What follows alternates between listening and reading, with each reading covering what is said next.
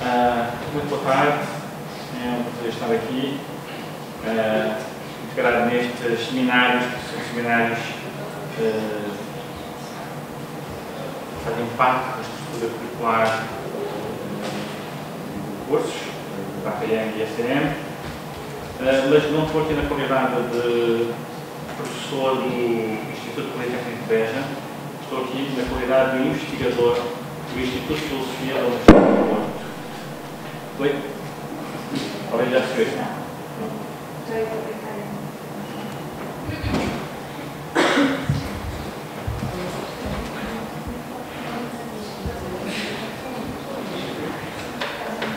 Não, demorando.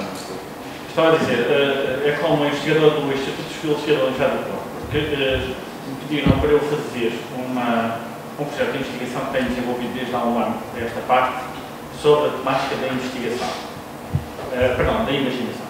E a este propósito já tenho algum trabalho desenvolvido, já tenho algumas comunicações feitas, tenho alguns textos já publicados e neste momento pretendo fazer uma aplicação do conceito de imaginação às artes plásticas, às artes visuais e à educação.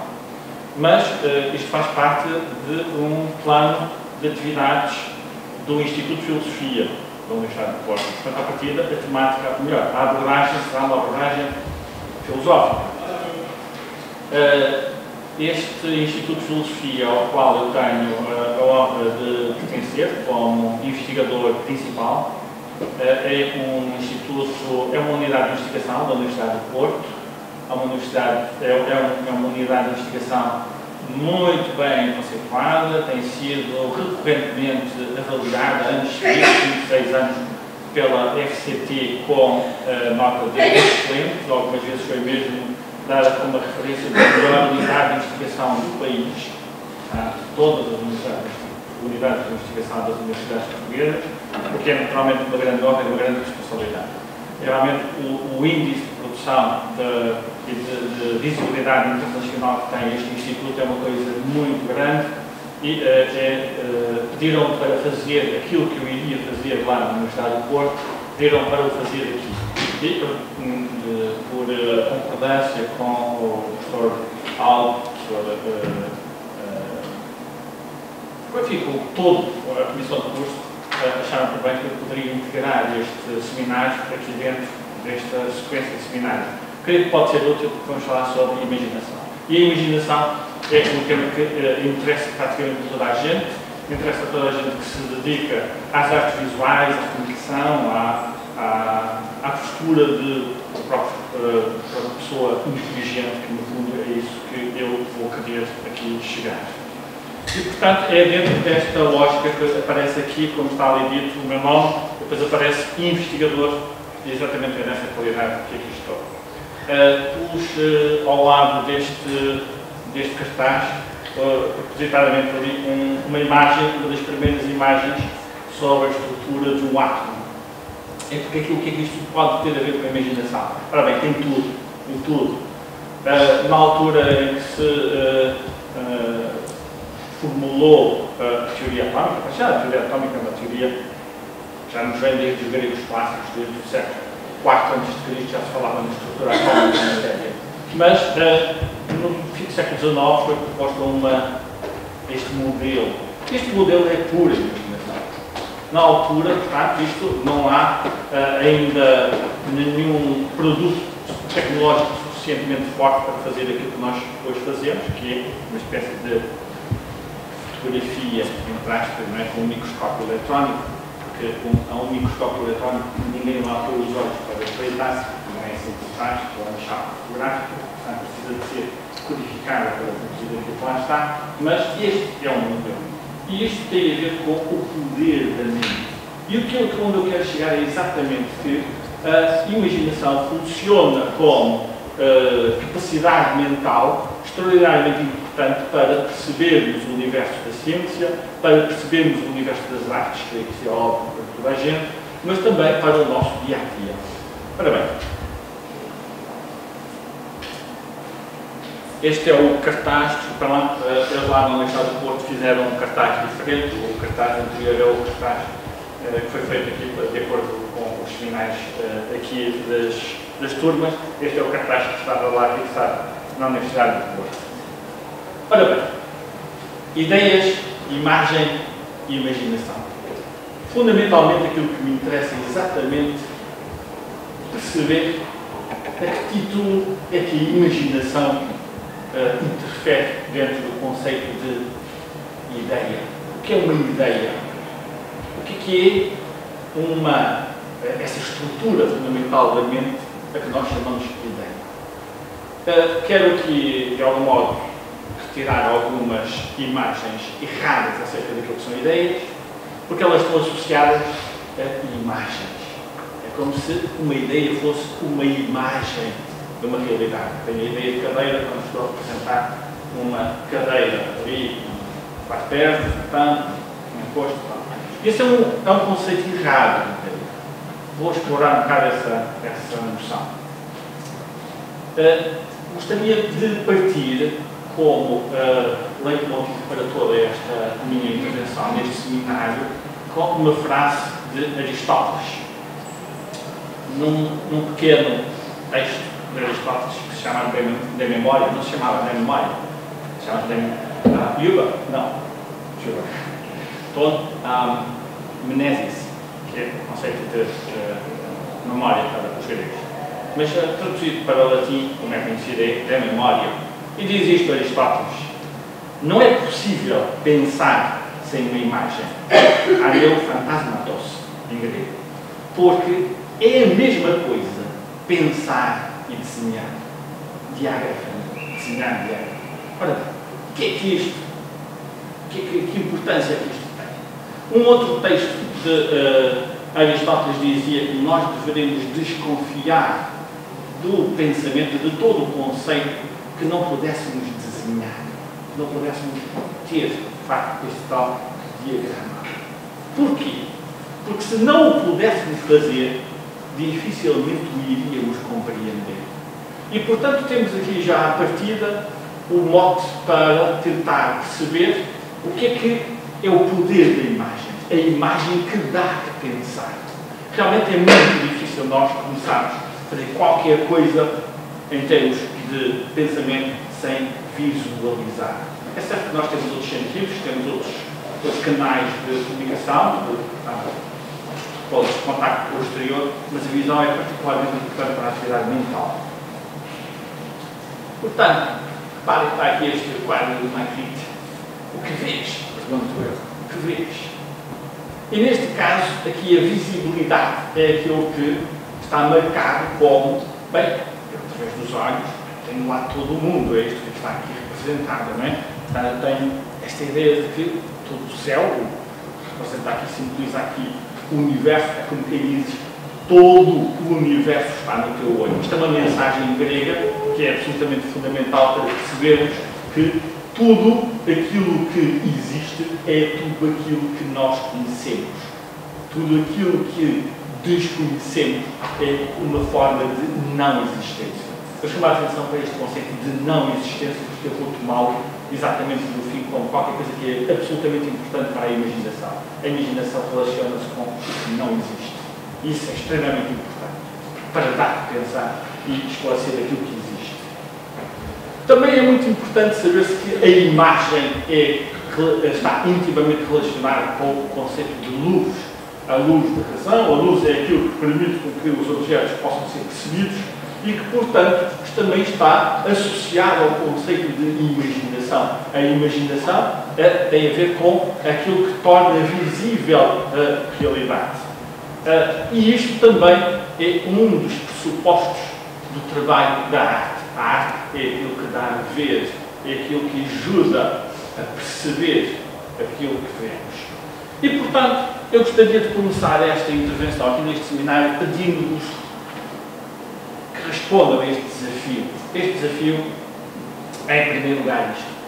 Eu peço, imaginem, todos, cada um de vocês, imaginem um local paradisíaco. Imaginem, cada um de vocês projete isso na vossa vida. Um local paradisíaco. Escusam de me dizer o que é. Agora, imaginem um ET, um extraterrestre. Então a gente consegue imaginar uma coisa destas? Fácil. Imaginem um centauro. É um centauro, portanto, imaginem. Imaginem agora o rosto da vossa mãe. Façam este exercício.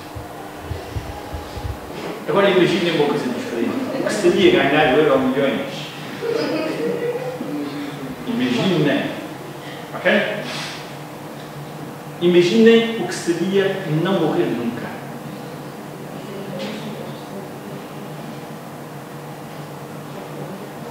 Imaginem que não havia gravidade na Terra. Ora, de todas estas formas de imaginação, nós temos que ver aqui, temos que ver aqui o seguinte. Em todas estas propostas que eu vos lancei aqui para vocês fazerem este exercício de imaginar qualquer coisa, há aqui dimensões diferentes da imaginação. Uma coisa é tentar imaginar uma imagem real, como por exemplo o rosto da vossa mãe. Uma coisa é imaginarem qualquer coisa que é um objeto que faz parte da mitologia, um centauro. Nós imaginamos, mas imaginamos a partir de um conjunto de referências diferentes. Outra coisa é imaginarmos qualquer coisa que só existe para nós próprios, para o nosso paradisíaco. Outra coisa é imaginarmos alguma coisa que é quase irreal, desculpem lá tirar o sonho, mas ganhar o Euromilhões é uma coisa bem assim. Outra coisa é tentar imaginar um cenário, às vezes, que pode ser bonito, mas que nós temos alguma dificuldade de pensar, que seria, por exemplo, não morrer nunca. Outra coisa é imaginar um outro cenário, que é um cenário, já aqui, com um suporte de teorias físicas. Imagina o que seria este mundo sem gravidade. Okay? Portanto, temos aqui vários níveis de imaginação. E isto é importante para percebermos o seguinte. A imaginação é qualquer coisa de muito ambíguo. Quando falamos de imaginação, precisamos entender que aquilo que nós queremos dizer com a imaginação são coisas muito diferentes. E, portanto, à partida, se quisermos, pode haver aqui uma base comum a isto tudo, que é imaginar, é tentar pensar sobre alguma coisa que não está aqui. Porque se eu olhar para estes óculos e disser assim, olha, vou imaginar estes óculos, não dá. Eu só posso imaginar estes óculos se tentar olhar para a minha mão e o projetar eu próprio. Se não, eu digo que tenho uma percepção e assim eu digo que tenho uma imagem. Está bem? Portanto, neste acesso, nós vamos entender, se calhar, muito melhor o que é a imaginação. Portanto, a capacidade de ver aquilo que não está cá. Ou então, tentar ver de outra maneira. Está bem? Que é o que está aqui a ser representado. Está aqui um rapaz cego e está a, entre aspas, visualizar uma imagem de uma escultura.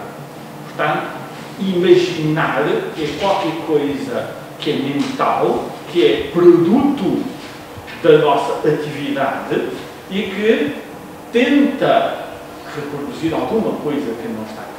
E esta capacidade é absolutamente fundamental para nós entendermos o que é a imagem. A imagem está relacionada com o imaginário, nosso mundo imaginário, que é em grande parte todo o universo cultural, com a visão, com a ficção. Todos nós vivemos uma data de ficções, desde as ficções que vemos da televisão até às ficções que construímos quando ouvimos uma conversa ou estamos a falar com alguém, projetamos uma data de ficções. Muitas delas são pura invenção, muitas delas são mais do que invenção, é um universo completamente irreal.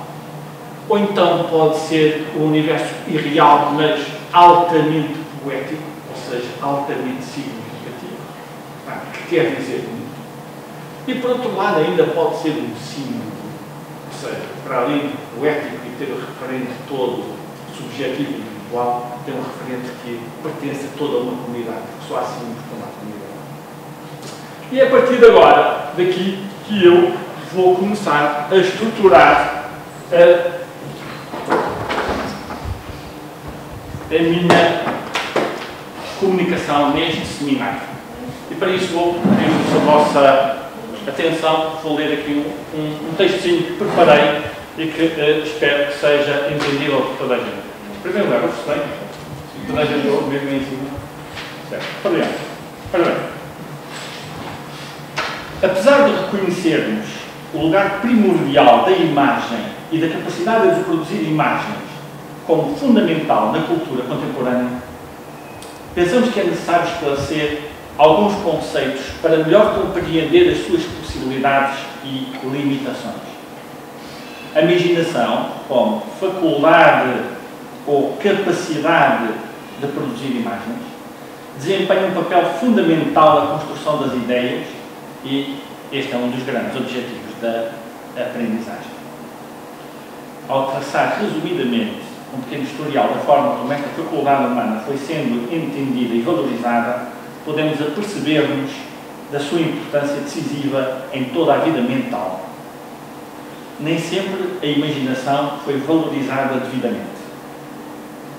Até a época moderna, vamos falar do século XVI, XVI e XVII, numa certa tradição mais popular, a imaginação era atributo mais presente nos loucos, nos visionários e nos débeis mentais. Para Mersenne, um filósofo do século XVII, correspondente de Descartes, a imaginação era uma atividade típica de crianças e mulheres. Isto era praticamente o lugar comum até ao século XVII. As mulheres são mais imaginativas, as crianças, então, têm uma imaginação prodigiosa. Isto porquê? Porque são um pouco mais que débeis mentais. Ou seja, não sabem funcionar do ponto de vista racional e têm que recorrer ao mundo imaginário. Mas, por vezes, a imaginação também foi sobrevalorizada. Entre a sua colocação do lado do puro devaneio, ou de ter a sua raiz irracional, até à concepção romântica que a pensa como o cume da montanha mental, muitas são as tonalidades que caracterizam os seus contornos. O que é certo, no entanto, é que tanto do lado do maravilhoso, do metafórico, do simbólico, como pelo lado da vertente mais heurística, o trabalho imaginativo tem uma relação íntima com a produção das ideias. Propomos refletir sobre a imaginação, assumida como instrumento operativo de compreensão da realidade e como faculdade que permite a liberdade e a atribuição de sentidos às várias experiências que definem a vida inteligente. Por isso nos perguntamos se podemos mesmo falar de uma ars inveniente, que é um termo latino para explicar uma das tentativas que ainda hoje está a ser produzida no âmbito das ciências da computação e da inteligência artificial. Até que ponto é que podemos pôr uma máquina como super ou hiper mega computador a produzir cenários imaginativos? Já há muitos programas que fazem imagens, já há muitos programas que fazem música, já há muitos programas que fazem uma data de coisas. Mas a ideia é, desde o século XVII, tentar encontrar uma espécie de uma estratégia de reprodução do pensamento que pudesse criar coisas novas. Chama-se isso o projeto da ars inveniente. Ora bem, o trabalho de invenção, ao nível da imagem e da visualidade das ideias, oferece um campo infinito de questões. Quer concordemos nas suas potencialidades, quer desconfiemos das suas limitações. A imaginação, apesar de ser um assunto filosófico da maior importância, não tem, é claro, um monopólio da sua abordagem. Podemos falar de imaginação no âmbito da psicologia, das artes, das ciências, da matemática, etc. Mas, em sua natureza específica, aquilo que estamos à espera de ver numa mostra de artes exemplo, é a criatividade. E associamos, portanto, a imaginação à criatividade. Na tecnologia, a sua presença é constante. E constante parece não ter limites. Na vida do dia a dia, em cada um de nós, esta capacidade é utilizada para contornar dificuldades, tomar decisões práticas, estabelecer relações com outras pessoas e instituições, inventar desculpas, arquitetar esquemas de poder, planear tarefas ou cuidar até das lides domésticas e, portanto, tudo isto é muito válido. Mas, no trabalho artístico, a imaginação ocupa um lugar muito especial.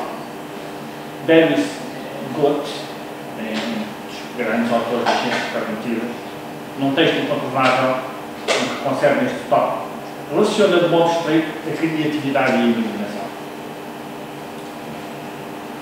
Nós usamos a imaginação num sem número diferente de atividades, mas o que equacionamos aqui é mais do que uma descrição das circunstâncias da sua aplicação. É antes uma, entre muitas outras possíveis, formas de análise. Peter Strawson, que é um filósofo britânico, num texto intitulado Imagination and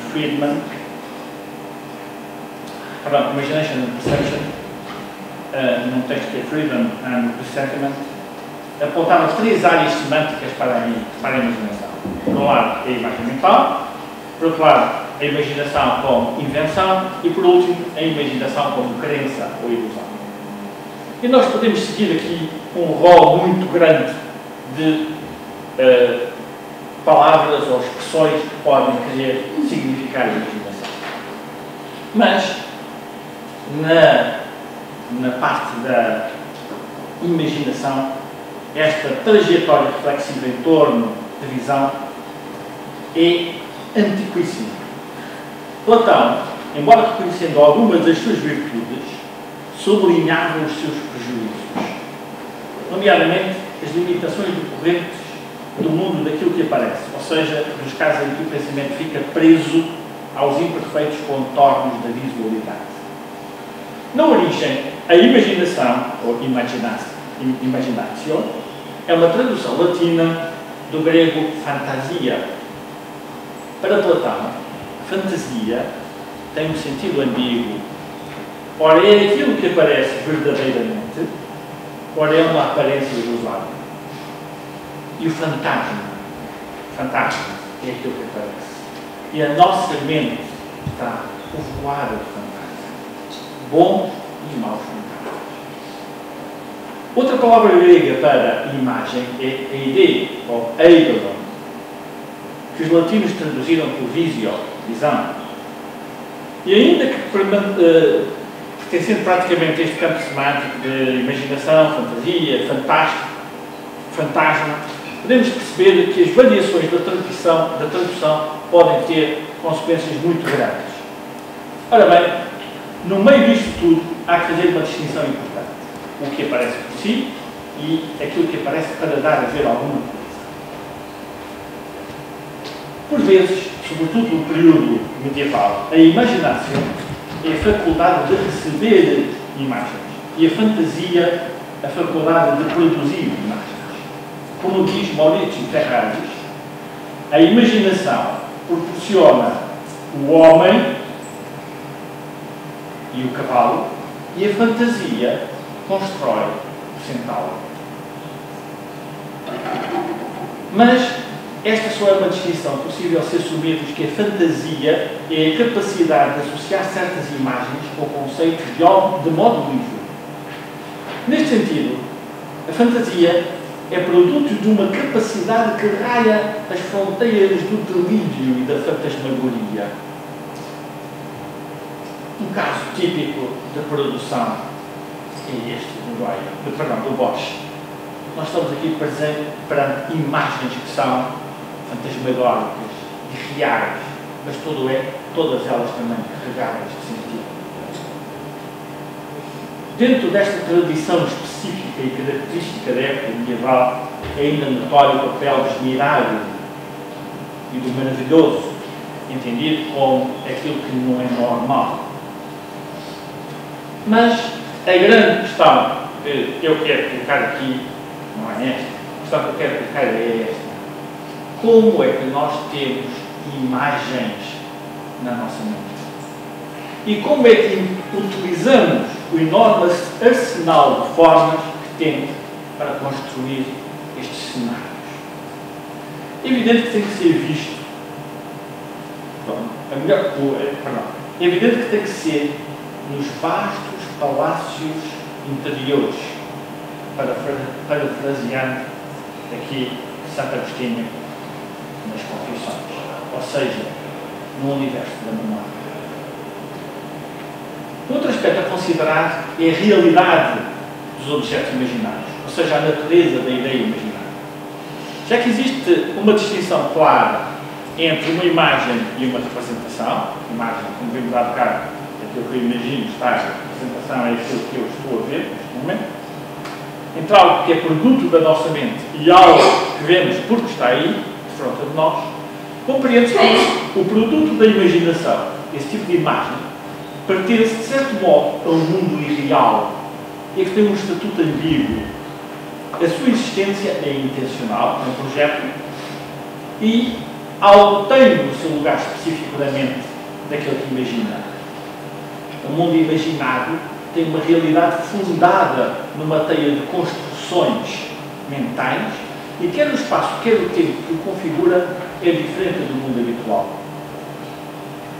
Estes objetos imaginados ou irreais, ou objetos fantasma, como os chamava Sartre em Imaginaire, têm ou podem ter uma consistência muito forte, ao contrário do que estipulava David Hume.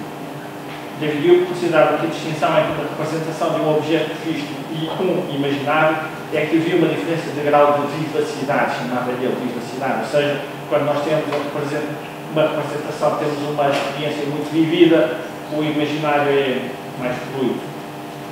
Ora bem, este domínio das ideias irreais, das imagens irreais, leva-nos também ao domínio da liberdade. O domínio da liberdade é fundamental do universo simbólico, do universo das interpretações, dos esquemas e dos símbolos.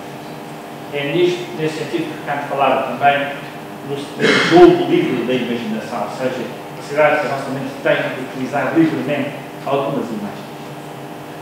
E este domínio das ideias é fundamental para o funcionamento da inteligência. O produto da ação da mente, desvinculada da ordem habitual, caracteriza o panorama das configurações dadas pelas percepções e permite que construamos cenários diferentes dos habituais, por vezes até desconcertantes. Kant defendeu que o papel criativo do sujeito que pensa se expressa muito bem na construção de ficções, na elaboração das hipóteses, no trabalho de elaboração das ficções. E um grande filósofo também kantiano, Feininger, explorou muito este conceito da filosofia de Kant como a possibilidade de construir ficções. O que eu quero, no meio disto tudo, é salientar que o trabalho da imaginação é um trabalho que não faz parte do mundo irracional. E este aqui é o grande contributo de Kant. A imaginação não é o universo do devaneio que nos entra pela mente adentro. Segundo Kant, a imaginação é uma competência mental absolutamente essencial, sem a qual nós não conseguimos construir ideia nenhuma. Porque para fazer uma ideia nós precisamos fazer uma síntese de partes. E a síntese é o trabalho da imaginação. E o contributo mais notável de Kant para todo o cenário, toda a reflexão posterior sobre a imaginação, assenta em ter chamado, em ter incluído a imaginação no mundo habitual da mente. A imaginação não é devaneio, a imaginação não é irracional, a imaginação não é nada disso. A imaginação é uma capacidade racional sem a qual nós não conseguimos construir ideias.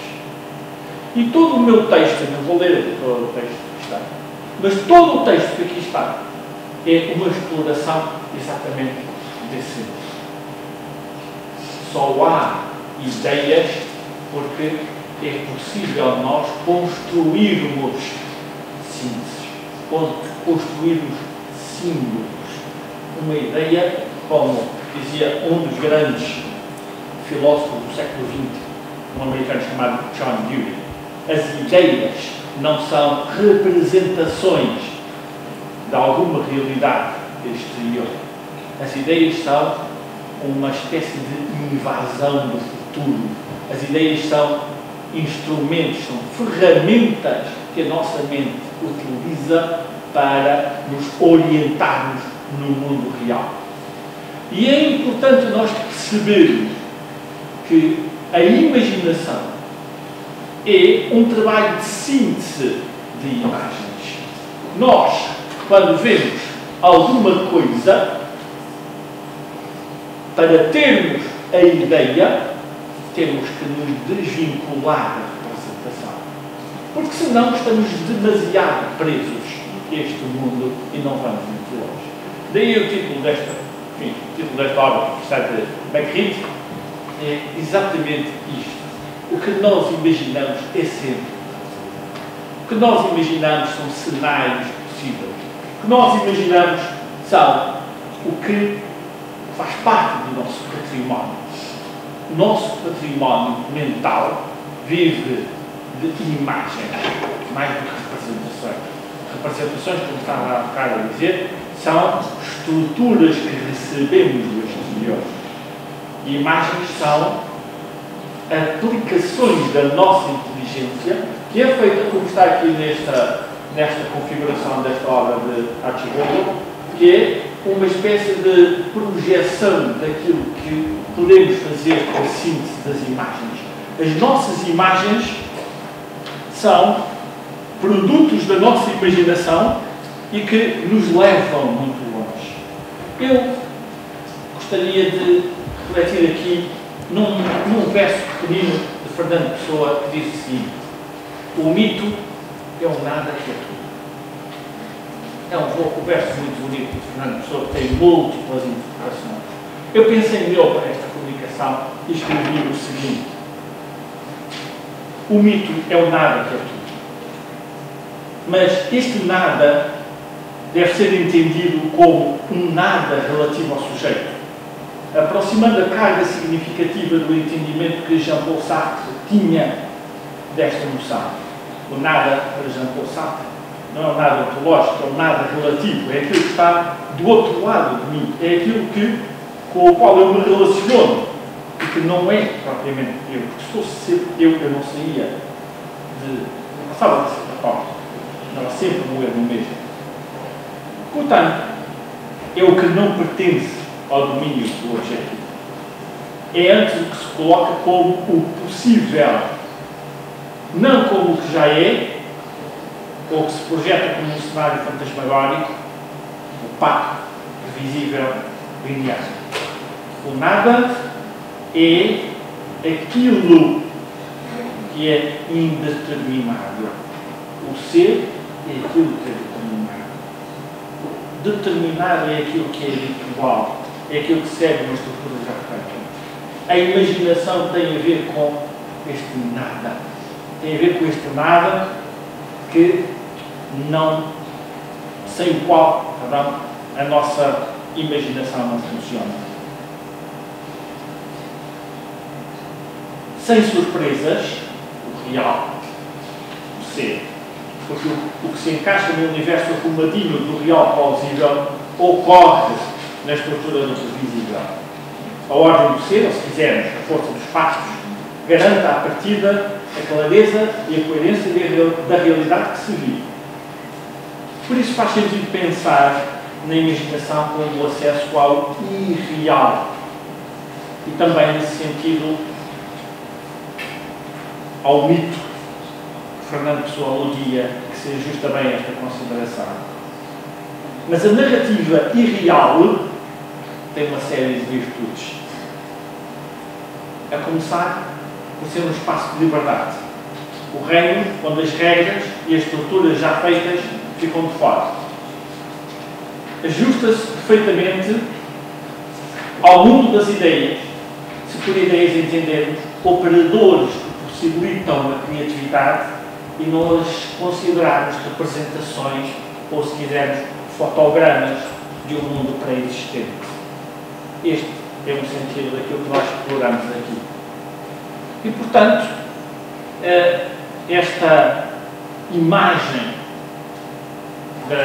das próprias, dos produtos da mente que nós chamamos de imaginação, desempenha um papel absolutamente fundamental na organização do nosso mundo perceptivo. E a grande questão que se coloca a todos nós é como funciona a imaginação. O que é que pode despoltar a imaginação? E para isso eu faço a argumentação e vou bater aqui num texto que eu acho muito interessante do Bruno Munari, que é um homem ligado ao universo do design, da estética, e que tem neste livro a transcrição de um conjunto de experiências que ele faz sobre a fantasia e sobre a imaginação em escolas, no ensino básico, secundário e tal. E neste texto ele escreve isto: se queremos que uma criança se torne uma pessoa criativa, dotada de fantasia, desenvolvida e não sufocada, como em muitos livros, temos, portanto, de fazer com que a criança memorize o maior número de dados possível, no limite das suas possibilidades, para lhe dar a possibilidade de criar o maior número possível de relações, para lhe dar a possibilidade de resolver os seus problemas de todas as vezes que se apresentar. E, portanto, a proposta do Bruno Munari é uma proposta que tem a ver, parece que é muito nova, mas tem a ver com toda a tradição que remonta à reflexão filosófica sobre a imaginação, que é a associação àquilo que funciona como um projeto que a mente faz, de acordo com o banco de imagens que tem. Se nós não tivermos um bom banco de imagens, dificilmente poderemos ter uma imaginação rica. E, portanto, a lição que nos fica daqui em termos educativos é que a imaginação pode ser educada se convivermos muito com o universo imaginativo, se tivermos uma cultura visual rica, se nos habituarmos ao convívio daqueles que trabalham criativamente a imagem. Este é o grande segredo para o desenvolvimento da imaginação. A imaginação é, fundamentalmente, uma capacidade que se adquire quase por contágio. Eu, por um lado, preciso de ter uma cultura visual muito vasta e ter o contacto com gente criativa. Quem tiver esse privilégio, naturalmente, pode ir muito mais longe. Porque a memória é absolutamente fundamental para a vida da imaginação. Sem memória, nós não fazemos quase nada. E a memória é aquilo que nos permite abrir horizontes. Não é aquilo que nos fecha o mundo. Pelo contrário, é aquilo que nos abre os horizontes. E, portanto, ter a imaginação presente na nossa memória é absolutamente fundamental para nós, por exemplo, podermos ter universos fantásticos. Está aqui uma imagem do Alice no País das Maravilhas, que é um texto absolutamente fantástico que nos dá a ideia daquilo que é desconcertante. Mas reparem que nada disto é possível sem um conjunto de referentes, que são as imagens memorizadas. E, portanto, é o grande palco. Mas, se eu tivesse que frisar aqui alguma coisa, que é o trabalho, o contributo absolutamente fantástico da imaginação, é que a imaginação é uma espécie de voo de liberdade. E eu, no meu texto escrito, termino aqui com um pequeno verso desse magnífico poeta que é Rui Belo, que diz: a imaginação, o único aeroporto. A imaginação é o nosso único aeroporto para as nossas viagens. Eu vou terminar aqui, porque já foi muito longo, o texto que eu ia ler e ser mais, se calhar mais objetivo e mais regular nessa minha apresentação, mas as ideias creio que ficaram aqui. Muito obrigado pela vossa